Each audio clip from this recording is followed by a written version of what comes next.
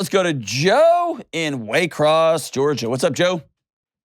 Hey, what's up, Dr. John? We're rocking on, man. What are you doing? Just trying to get better day by day. How are you? It's exactly the same. Exactly the same. So what's up, man? Just had a question. Been listening to you for a couple months now, and one of the things you say all the time brought up a question with me I wanted to ask. You got it. You say all the time, one of the keys to being well is owning and acknowledging reality. Yes, sir. And as someone that struggled with mental health issues most of my adult life, I have a hard time being sure what reality actually is sometimes. Yes, sir. How can we be sure of that? Because I'm always being told, like, I'll set boundaries with people and relationships. And then when I start feeling those boundaries are being squashed, I'm always being told I'm wrong. Who's telling you that, Joe? Just, everybody. It's like you set boundaries, and you're always the problem. You're always the fault. Give me an example. Well,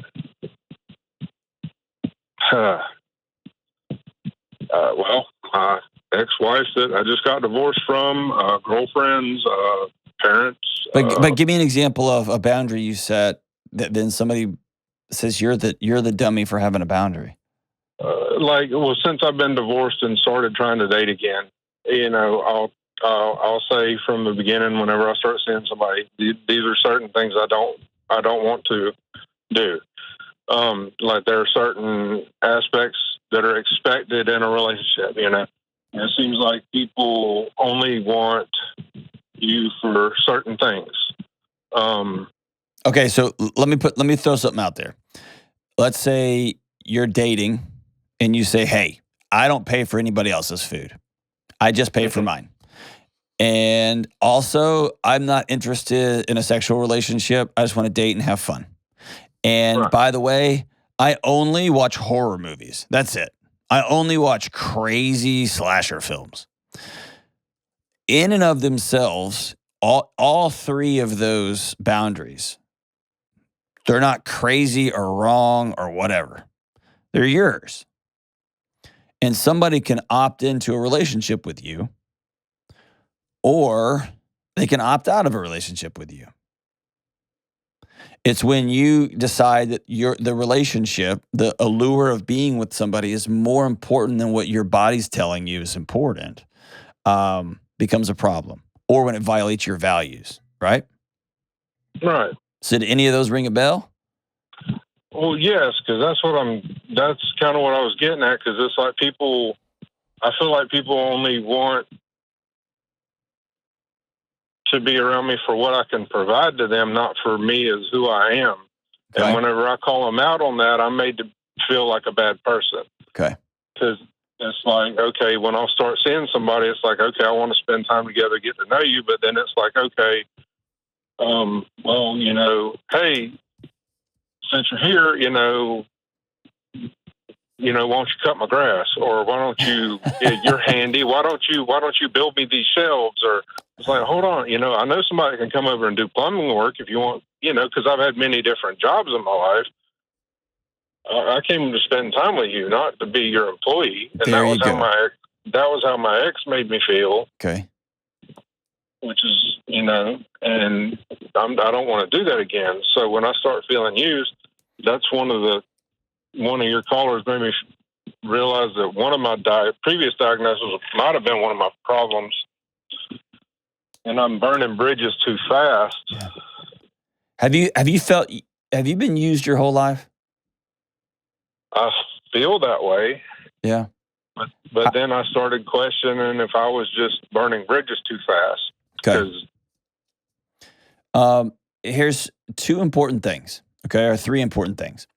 Number one, if you and I spent a significant amount of time together, you could probably tell me some pretty wild stories from when you were younger. Is that fair? Yes. Okay. You've probably seen and went through a lot as a kid. Is that fair? Yes. Okay.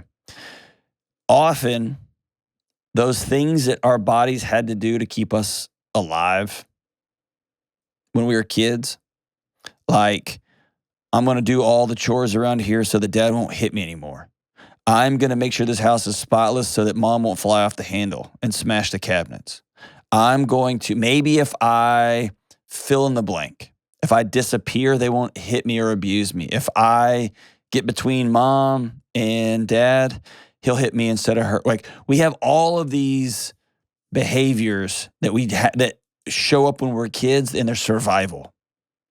And then those exact same things, our bodies remember those relationally, and they show up when we're adults. And the nerd word is maladaptive. They screw up our adult relationships because we're not trying to survive anymore. And all it means is our alarm system's pretty highly attuned, and it's what was once keeping us safe. A alarm that detects smoke is really important in a kitchen or in a house. It's not very helpful over a campfire, right? Same alarm is detecting the same set of chemicals, and in one place it's really important, in one place it's ruining everybody's good time because we just want to have s'mores, right? So you asked a brilliant question, Joe, a really important question. And you and I have different diagnoses probably, but I've had my own mental health challenges my whole life, okay, especially into adulthood. Here's the two important things that guide me moving forward, okay?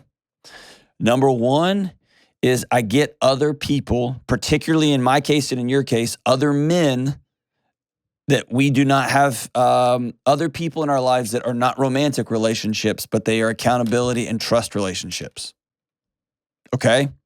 What that looks like is this. If my wife says something or does something over a period of a couple of days, and I get to a point where I'm raged out, my body is acting in a bonkers way because I know my wife loves me, and I know she wouldn't like try to hurt me, but I just get angry. I have a couple of men in my life that I'll call and I'll walk through the situation, and they'll say, Delony, you're acting crazy. And because I know that my feelings can be a lot sometimes and my emotions can be a lot, I know that I don't always trust them. And so I've got a couple of guys that I do trust that if they tell me, hey, you need to go apologize to your wife and tell her you're sorry, I'll go do that because they're right. See what I'm saying? So I have a group of men in my life that I outsource that I trust. The other thing in my life is that I have a very clear sense of what I call the objective data, okay?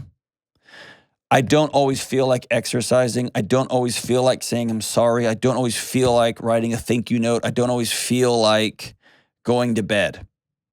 But I know those things help keep me well. And so I know the data is more important than how I feel most of the time. Does that make sense? Yes. So I've got some objective data in my life that I am pretty tied in with. Okay, whether that's meeting with a doctor, which I have, or whether that's coming up with objective, my heart rate variability, and I know when I need to sleep versus when I need to go exercise and things like that. I know I need to eat healthy most of the time because if I don't, then it starts me on a path, and then I end up being bonkers down the road, right? But all this to say is, I know that my feelings and emotions aren't always that they tell me a lot, but they don't always tell me the truth. Okay. And so I'm going to find people that I trust, and I'm going to find data that I trust, and I'm going to let those guide me when I'm struggling. Now, here's the big number 3. The goal for all of us, whether we struggle with mental health or not, is to learn to trust our bodies. Okay? And if somebody asks you to do something and it makes you feel less than or uncomfortable or like you're being used, trust your body, Joe. Okay? Okay. Until you have a close friend that's a mentor and you tell him and he says, dude, just help out. But if you feel like you're dating somebody and they're treating you like a handyman, go with your gut on that one. Okay? Okay. Is that fair? Well, yeah. I mean, that was just an example. Okay. Yeah, no, I know.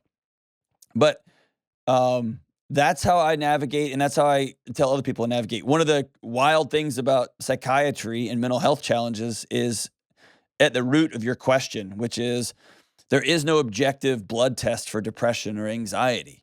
There's no blood test for obsessive compulsive disorder, right? So you have to take somebody who's struggling with their thoughts and their feelings and emotions and communicate them in a way to a doctor that they can take a very imperfect tool with imperfect feelings and senses and data and try to give you a perfect diagnosis. That's why I have a lot of struggles with a lot of diagnosis that people get. But yes, the whole idea of it's tough, right? So get some people that you trust, get some data that you trust in your life. I feel good when I'm at this weight. I feel good when I exercise. I feel good when I've slept this many hours.